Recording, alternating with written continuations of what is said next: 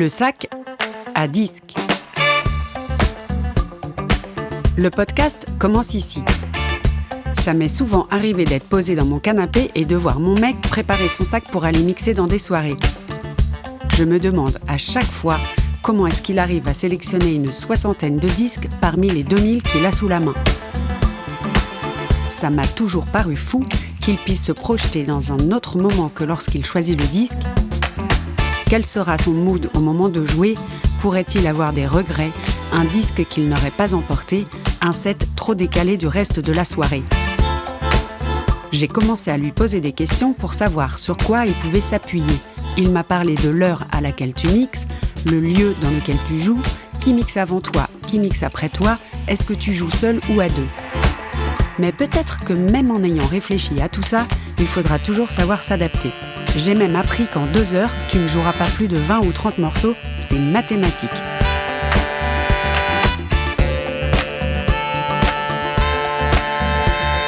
J'ai eu envie d'en savoir plus, suivez-moi.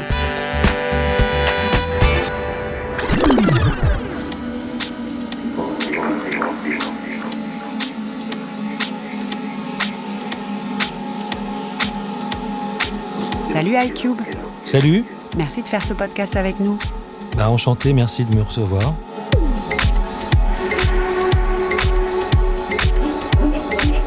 Est-ce que tu mixes pour le plaisir ou est-ce que c'est ton métier ? Alors, je dirais que je mixe pour le plaisir aujourd'hui et que j'ai mixé pour mon métier avant.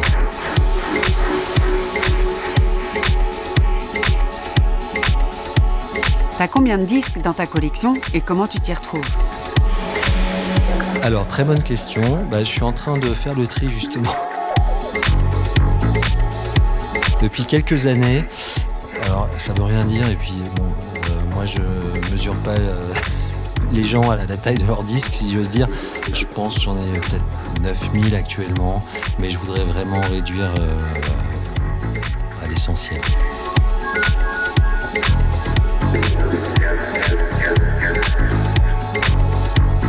Un tiers, 2 tiers, c'est quoi pour toi réduire à l'essentiel ? L'essentiel, ça change tout le temps parce que les goûts changent et puis les besoins et puis l'utilité.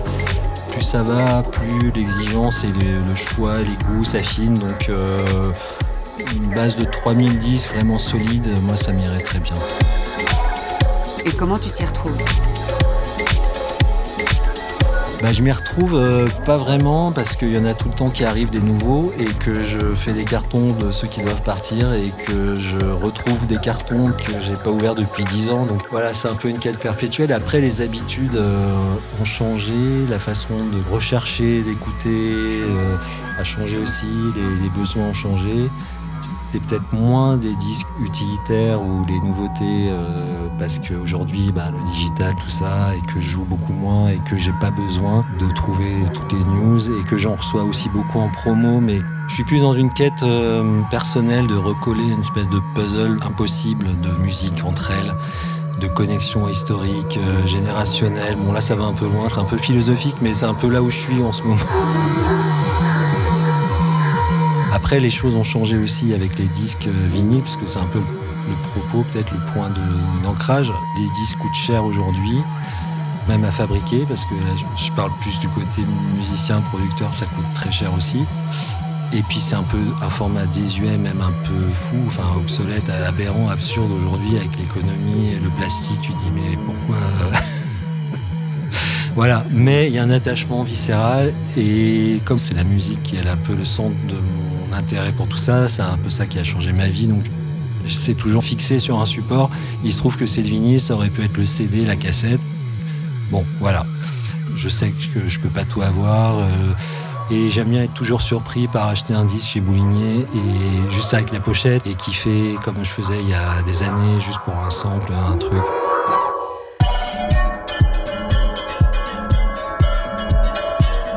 Je préfère ça que le truc de collectionneur un peu. J'aime pas ce mot digger, tu vois, c'est pas mon. Je viens pas vraiment de là, quoi. Je suis pas vraiment DJ à la base, donc je vais pas parler comme s'il était un DJ qui a fait toute sa carrière entre guillemets là-dessus. J'ai commencé, j'ai fait de la musique tout de suite un peu par nécessité, en reproduisant ce que j'entendais.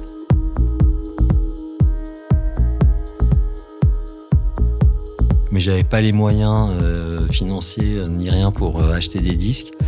Et ni la connaissance de tout ce qui sortait. J'étais en fait assez jeune, j'avais peut-être 15 ans en 90, donc j'avais pas l'accès à tout ça, mais je suivais ça surtout par la radio, alors en France et en Angleterre, mais surtout en France parce que j'habite à Paris, donc je suis tombé un peu là-dedans par la radio.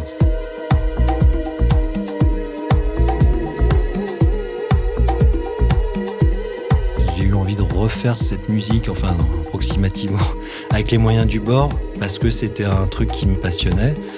Donc il y avait un mélange de tout, du hip-hop, de la house, de la techno, mais à l'époque c'était un peu tout mélangé, c'était pas aussi formaté qu'aujourd'hui. Et donc le sample, beaucoup, donc je me suis acheté un sampleur.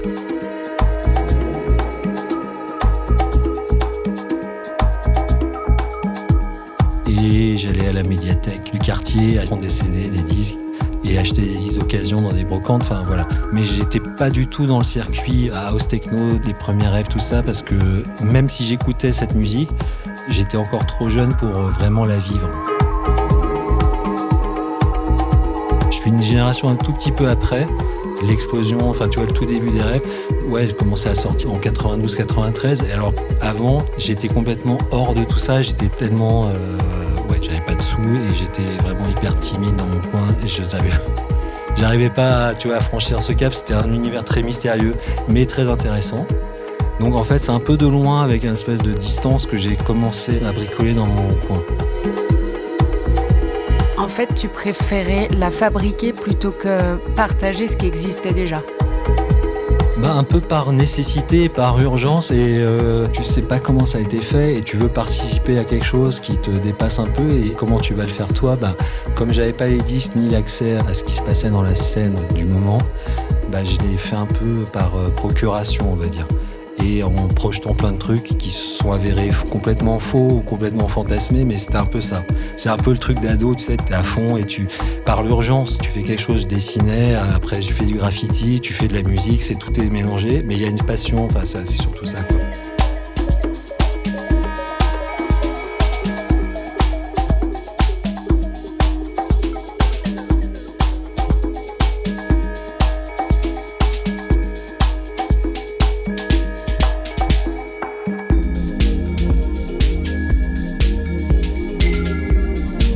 C'est quoi le point de départ? Qu'est-ce qui t'a donné envie de passer des disques?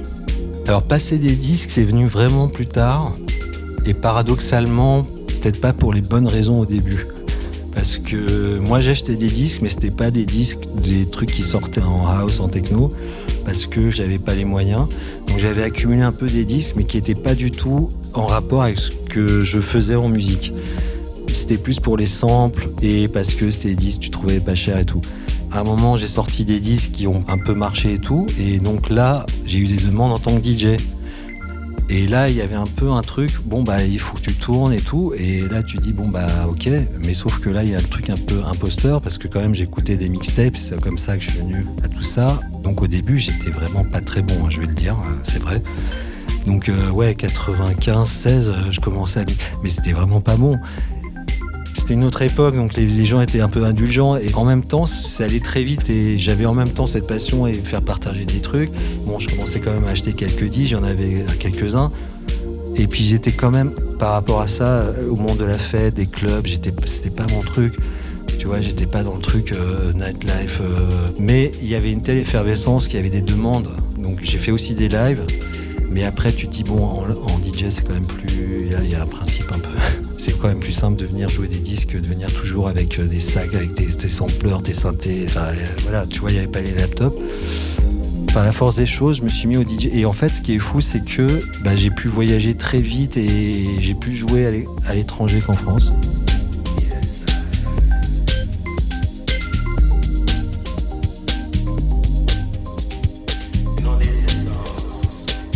On est vers 97, 98. En fait, une sorte de formation accélérée où tu te retrouves tout de suite dans des clubs. Après, c'est pas tellement au niveau technique parce que ça allait, mais c'était plus au niveau de savoir tenir un dance floor. Donc au début, c'était vraiment très approximatif.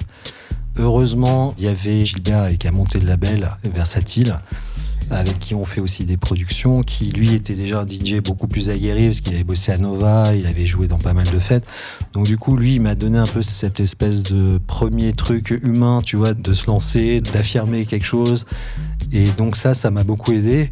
Plus un peu, je pense, l'enthousiasme et l'inconscience. Franchement, il y avait déjà des gens vraiment extrêmement doués qui étaient là depuis longtemps et qui avaient fait ça. Et donc là, je me prétendrais pas du tout à leur niveau. J'ai un peu tout arrêté, en tout cas côté DJ, vers 2014. Là, je peux dire que ça allait, quoi.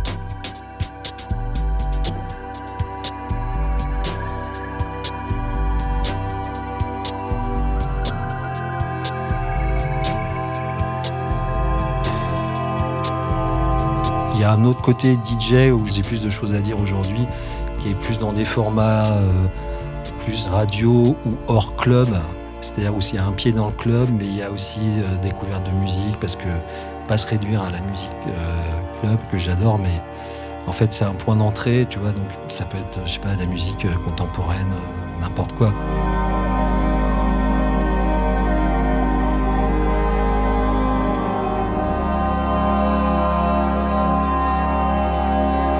L'image du DJ, elle a complètement changé. C'est partie de la personne qui jouait derrière le bar caché. Les gens, même dans des clubs, ils savaient même pas ce qui se passait. Et aujourd'hui, c'est la personne qui est sur une estrade et tout le monde lève les mains avec les téléphones. Moi, ce qui m'importe, c'est la musique. Ouais, voilà.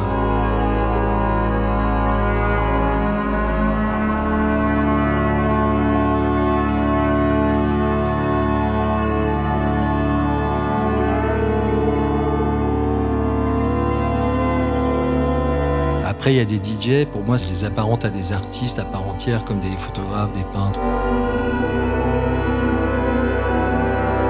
C'est du même niveau, parce qu'il y a un facteur qui dépasse la musique, où ils arrivent dans une soirée à transcender un truc. Donc ça, c'est vraiment des moments importants. Mais évidemment, tu peux pas les capter. Même une vidéo, ça retranscrit rien. Tu enregistres un DJ set, tu l'écoutes le lendemain. Mais c'est pas ça, c'est pas la soirée.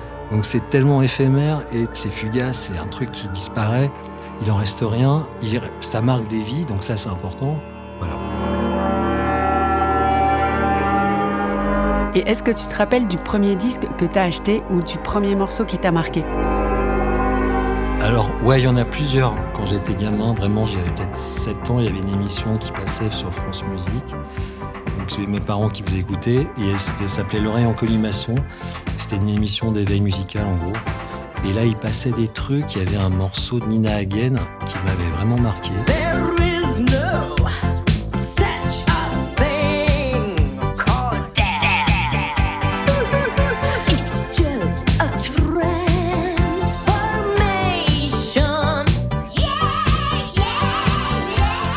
Et après, je sais pas, 83, il y avait un morceau que j'avais entendu à la radio, George Kranz, Din Dada, c'est un truc disco allemand.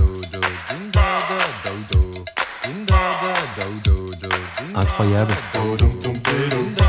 Qui était joué au Paradise Garage d'ailleurs, avec déjà un peu des bases proto-house, il y avait un truc hypnotique, il y avait cette voix.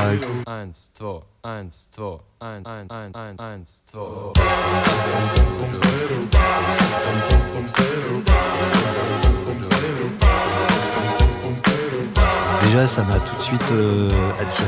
Et Art of Noise aussi, dans un autre genre, le sampling, tu vois, c'était déjà des trucs un peu comme ça. Mais c'était pas encore un genre à part entière, tu vois, c'était des trucs pré-house, pré-techno.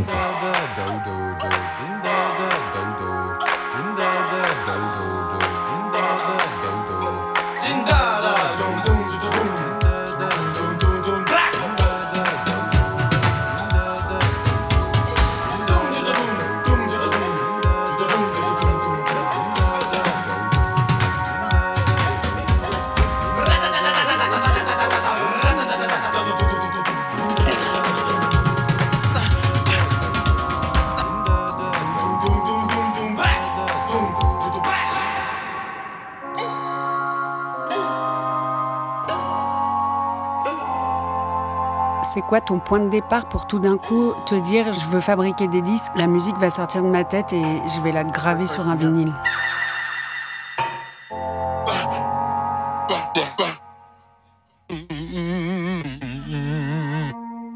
Je me suis pas posé la question comme ça à la base.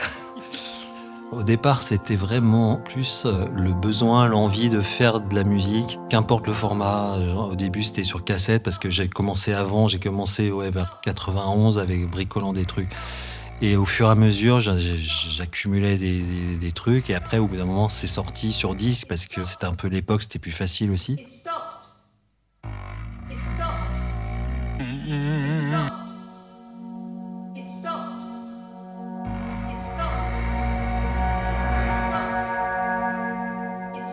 J'avais eu plusieurs sampleurs, mais à un moment donné, j'avais un son un peu meilleur, on va dire. À la base, c'était vraiment des jouets, quoi. Quand j'étais gamin, ado, c'était un peu mieux. J'avais un peu économisé de sous pour acheter un sampleur. Enfin, sampleur, c'est intéressant parce que je viens pas du truc techno avec des synthés, de l'électricité. Moi, c'était plus du son congelé que je prenais à droite à gauche comme le hip-hop. Enfin, c'était plus une approche hip-hop que techno au sens machine avec tout ce que ça induit. Mais le truc de graver sur disque, c'était naturel parce que c'était un peu le format qui convenait et qui était par essence inhérent à ce genre, quoi. Le maxi, le EP, voilà. Donc c'était un peu normal. En plus, la chance qu'on avait, c'est que Gilbert faisait masteriser les disques par Nilesh Patel, qui était un ingénieur anglais qui a masterisé plein de trucs, qui hélas est décédé. Et ça, c'était aussi important parce que le son aujourd'hui du vinyle, il y a le mastering, c'est une composante essentielle. Enfin voilà, je me posais pas trop de questions.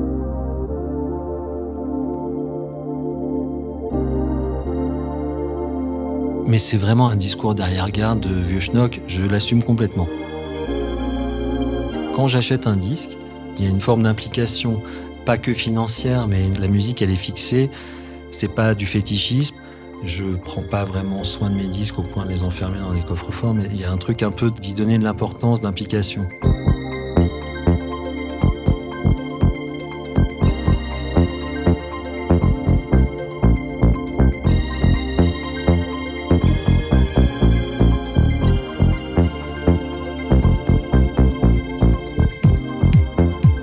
AIF ou MP3, c'est autre chose, c'est beaucoup plus pratique, c'est beaucoup plus écologique, quoique c'est moins cher.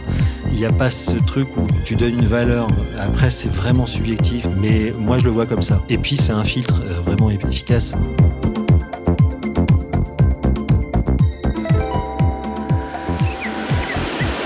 Moi j'écoutais Nova dans les années 80 quand j'étais gamin. C'est une chance à Paris qu'on a eue parce que c'était une radio incroyable.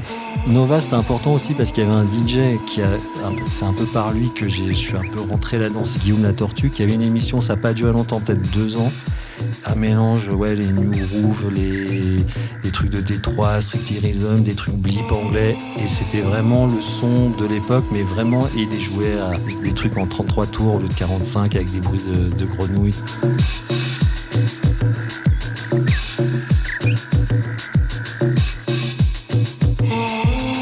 Donc ça a été vraiment un déclencheur. Et je parle de ça parce qu'il y avait aussi Dynasty avant qui faisait l'émission avec Lionel D, Dynasty, le hip-hop.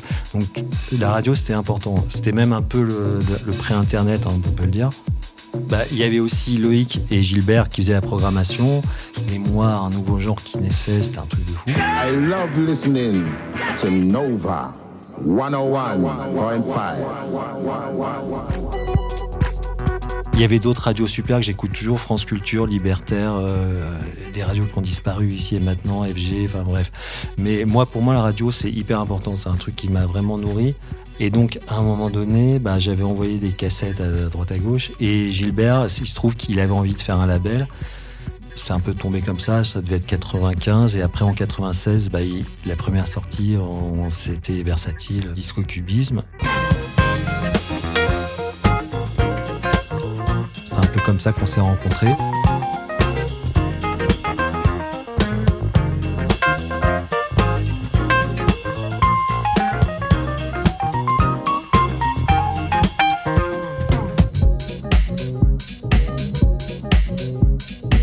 Après, le label est passé par plein de styles, d'époques, de moments. mais on va dire rester un peu fidèle à son image de départ, même si pas toujours comprise, parce que à un moment on était un peu assimilé, French Touch, tout ça, parce qu'il y avait des disques qui ressemblaient.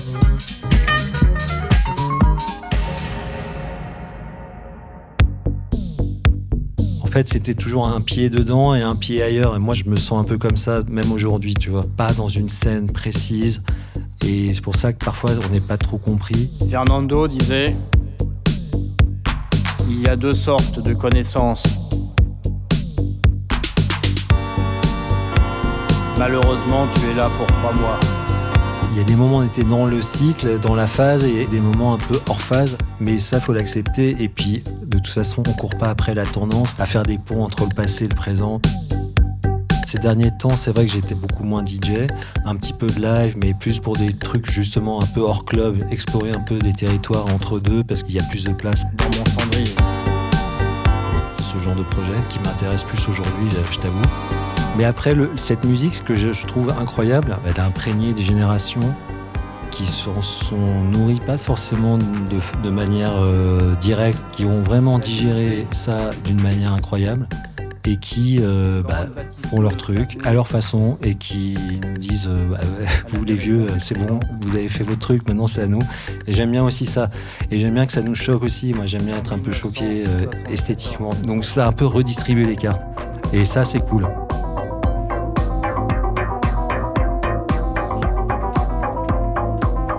Quand tu mixes, tu préfères mixer en numérique ou en vinyle? J'ai cru comprendre que c'était pas la même chose. Aujourd'hui, je suis plus dans un truc vinyle, avec un peu d'intervention en direct dub. Tu vois, j'envoie des effets ou des sons.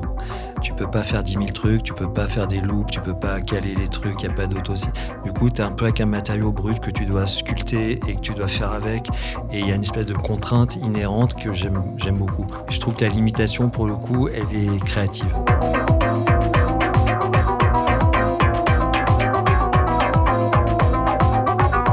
Il y a des gens qui sont incroyables sur des CDJ, qui font des trucs fous, ils ont programmé les cue points, les loops. C'est hyper créatif aussi, donc je suis pas dans le truc rétro format à l'ancienne, mais pour moi là, en ce moment, comme je redécouvre un peu mes disques et que je les recontextualise, je repars de cette base-là.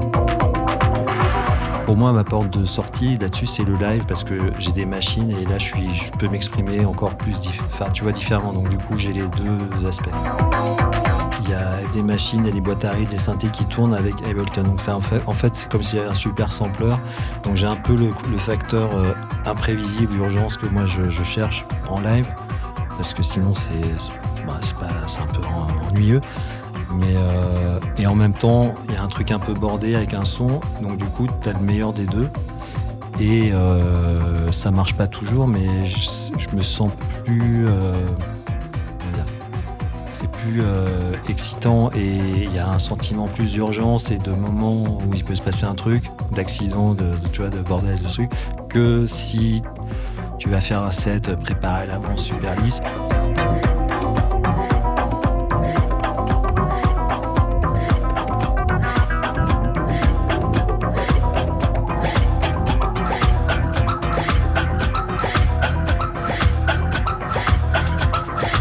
Moi, ce qui m'a attiré dans cette musique, c'est un peu ce truc quand quelqu'un mixait 2 disques ensemble. Il y avait le fameux 3e morceau qui surgissait, ou alors même le bon track au bon moment, je sais pas à quelle heure, tu vois, où là c'est ce qu'il fallait, et là il y a une magie. Moi, j'essaie de reproduire ça par d'autres biais.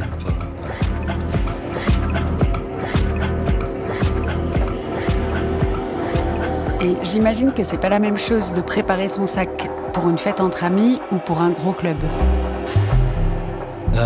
Non, pas du tout. Mais d'ailleurs, c'est peut-être pour ça que je joue plus dans des gros clubs. J'ai joué dans quelques gros trucs, plutôt dans les années 2000. Mais en fait, moi, je préfère quand même un truc plus intime. En tout cas, entre gens qui ont une oreille plus curieuse.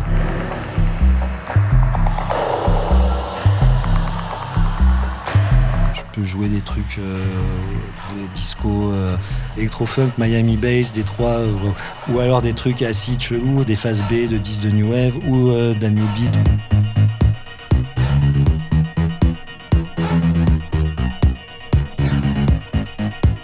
Ou des trucs africains. Mais après, c'est pas non plus la fête foraine, c'est pas non plus n'importe quoi, n'importe comment.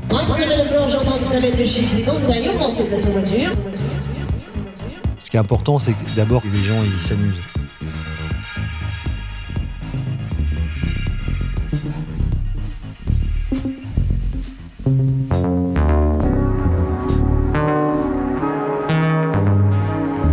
Et c'est quoi ton plus gros club ? Il y a eu un truc, bon là c'était pas en DJ, c'était en live à Sonar, je sais pas, là il y avait 8000 personnes, et alors le truc de fou c'est que juste avant de commencer, et mon laptop il est en mode panique. Et je jouais, il y avait Dixon qui jouait avant, et genre le laptop il est en mode kernel panique, il n'y a plus rien, et heureusement ça a rebooté. Enfin là c'était bon. Mais je crois que ça c'était les vibrations parce qu'il y avait l'aiguille du disque dur, elle a dû un peu trembler. Bon, ça c'était un cas de panique extrême.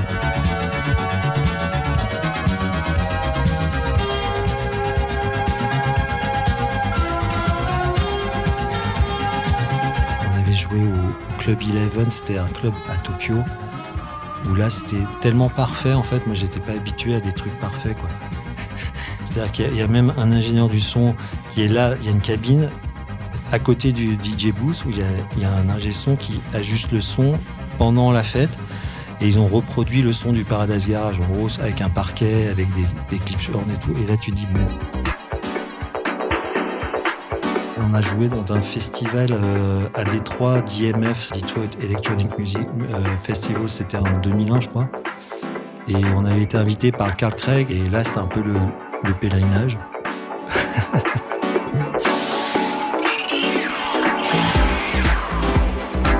C'est quoi ton meilleur souvenir de cette ? C'était à Berlin, dans un club qui s'appelle Renate, mais je crois qu'il a fermé là.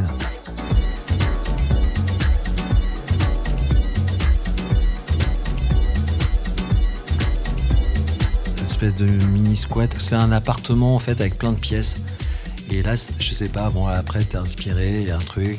Tu sais, les disques, ils jouent tout seuls, quoi, tu vois, ça sort de... Enfin, et là, il y avait un flow, il y avait un truc, bon, voilà.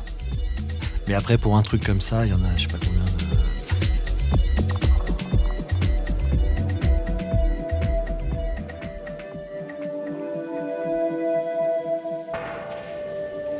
Et est-ce que tu as une méthode pour préparer ton sac ? Je pense que ça, c'est un peu le cœur du truc. Un DJ qui va jouer quelque chose, un set, même s'il sait qu'il va jouer dans un endroit à une certaine heure, à un certain moment, dans un lieu.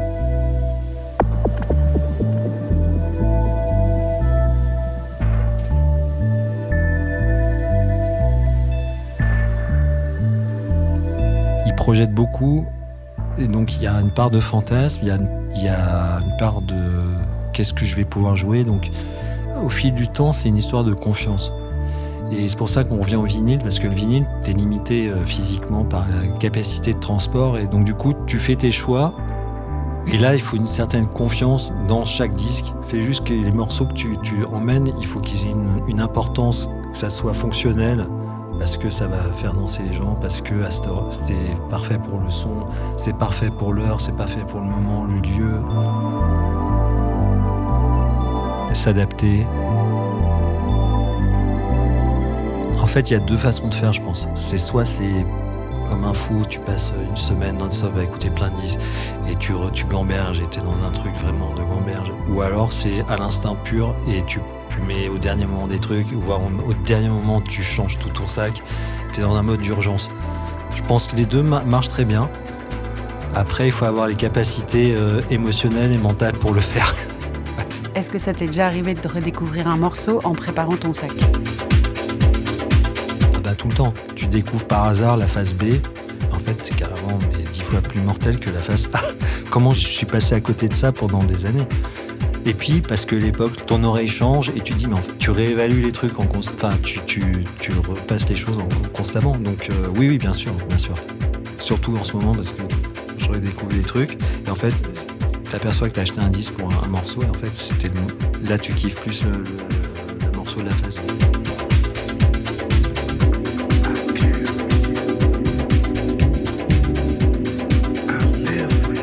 Et est-ce que tu as toujours un disque Rescue dans ton sac, un disque qui peut te sauver en cas de trou d'air dans la soirée ?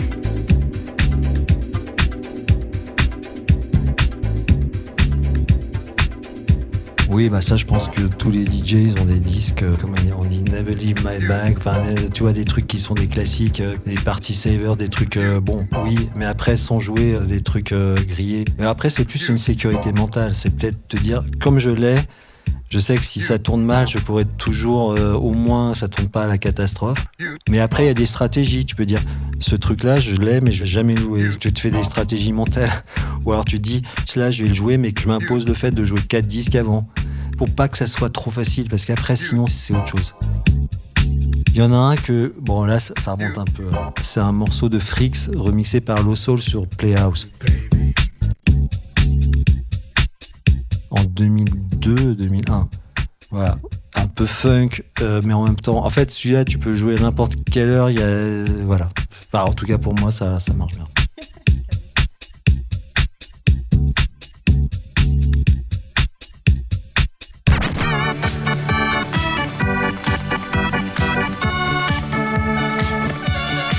Il y a toujours un ou une relou dans une fête. Quel est le pire morceau ou le pire style qu'on t'a demandé pendant ton set ? Ouais, ça, je compte même pas. Tu sais plus quoi dire, t'es gêné, et en fait, tu te dis, mais t'as limite envie de rembourser la personne, enfin, ou je sais pas. C'est surtout le décalage qui est gênant. Voilà. Mais c'est... Enfin, c'est des trucs de Rodance, et même j'ai un grand respect pour le Rodance, mais là, c'était pas adapté.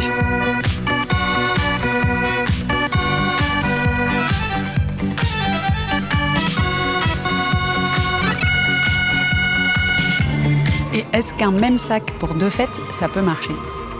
Ah bah non, évidemment, ça c'est la grande règle. Ça, sinon ça marcherait à tous les coups. Ah bah non.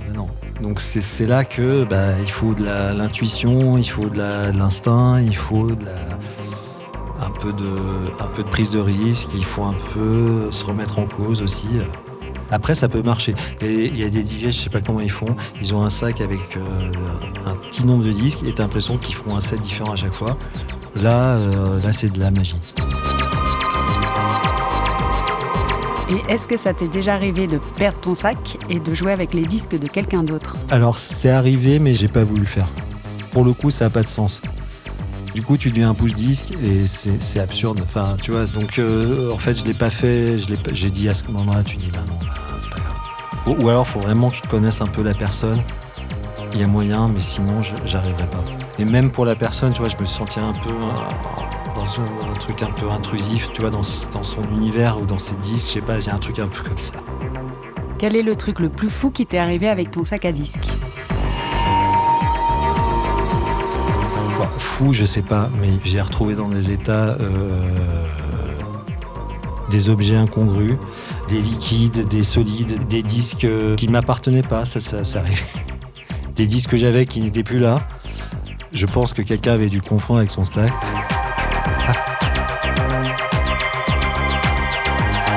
J'ai des rêves, des cauchemars en fait, mais encore aujourd'hui, de perte de disques, de sacs de disques. C'est une espèce de hantise. C'est arrivé des retards, mais ça, bon. Mais des pertes de disques, non.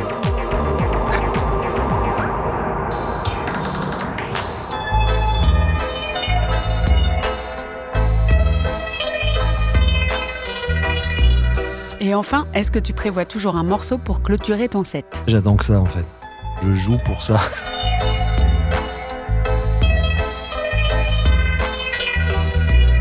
Parce que les gens, on a tout traversé, la tempête, la danse, donc là, on passe à autre chose, on est à un autre niveau, c'est bon, on va à l'essentiel, donc là, on est dans l'émotion pure. Donc là, tu peux vraiment jouer des trucs qui te tiennent à cœur. Mais moi, c'est des morceaux, ça, je prévois toujours. Et c'est pas forcément des trucs obscurs, c'est pas forcément non plus des classiques, mais c'est vraiment des trucs où je pense que là, émotionnellement, c'est ça qu'il faut. Les gens, ils ont un peu perdu leur barrière sociale, leur truc de représentation, donc c'est un peu redevenu des enfants, donc tu donnes un truc, ils te l'acceptent, et moi j'adore ces moments-là, tu vois. C'est des moments, ça dure 5 minutes, mais ça vaut toute une soirée. Limite, je retiendrai que ça d'une soirée, tu vois. N'importe quel morceau où tu vois tout le monde est en communion, pour moi c'est bon, la soirée, c'est bon, elle a marché. Là, c'est par analogie géographique et c'est vraiment ce qui me vient tout de suite. Donc, je privilégie l'instinct. Je mettrai un truc d'Eric Satie parce qu'il est enterré pas très loin à Arcueil. Il y a une résonance parce qu'il rentrait de soirée du 18e en marchant jusqu'ici. Et il y a une résonance avec Paris. Donc, ouais, Gymnopédie, il y a une ambiance un peu comme ça, mélo, mais Montrouge, 14e. Il y a une petite vibe comme ça. Merci iCube. Merci de m'avoir reçu. C'était super.